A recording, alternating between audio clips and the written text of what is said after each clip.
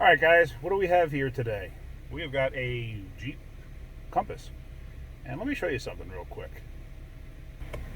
This is a 2016, 2015, actually. All right, you see the dash, it's idling. Let me see if I can clean my lens here. Hold on a second. All right, that didn't really make any difference. I just cleaned it. I was just concerned about the haze over the odometer and that. But check this out. See, there's no check engine light on. Check engine light does work. Now check this out. Okay, I'm going to do the key on code read. Now, if you didn't see the other videos, it's key on, off, on, for a total of 3 times, and you stop in the on position. So you ready? I'm in the off position now. I'm actually an accessory, but here we go. On, off, on. P0339. That's a crank sensor code. I actually just replaced a crank sensor. So what I'm going to do is I'm actually going to clear the codes with my scanner, because you can't clear it without a scanner. I mean, you can disconnect the battery, but on certain codes they actually won't clear it. It'll stay in memory. And just like on this vehicle with no check engine light, it'll stay in memory and you won't have a check engine light. So that's actually what I'm going to do. I'm going to clear the codes with the scanner, and I'm about to take this thing for a pretty good little road test, maybe 20 miles. I just want to see what happens, because the customer's complaint was while driving it would start bucking, it would lose power, all sorts of weird things like that. And of course the check engine light was on. And the code P0339, it's for intermittent crank sensor plausibility or some happiness like that. So let me go ahead and road test this, and then I'll come back to it and scan it for codes. But like I said, I'm going to clear them real quick right now, and then we're going to go. Actually, here, you want to watch that? Let me do this. All right, so I'm going to shut it off, turn it to run. I'll go back here.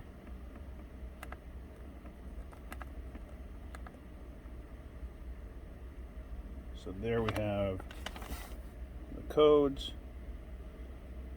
So back out of this.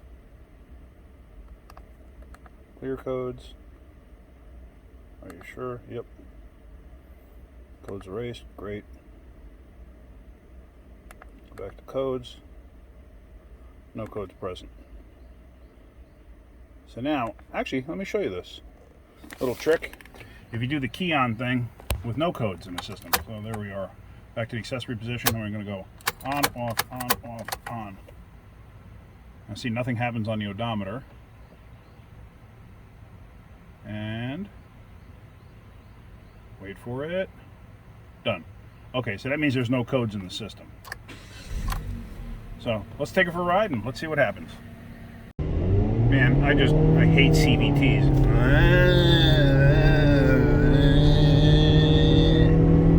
God, I hate these things.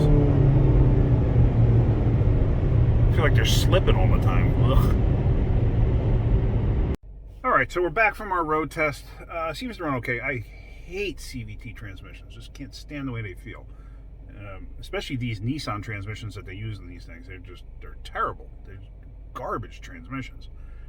Subaru probably makes one of the better CVTs I've ever driven. Toyota's, they're okay. But anyway, so let's see if we have any codes. Let's do the key thing first. Ready? All right. So we got no check engine light. Like I said, it ran fine, no bucking. I didn't experience the problem initially, but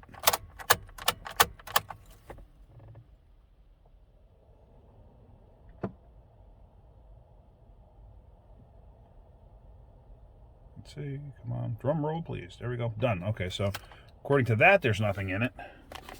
Let's go back here. And sorry for the glare.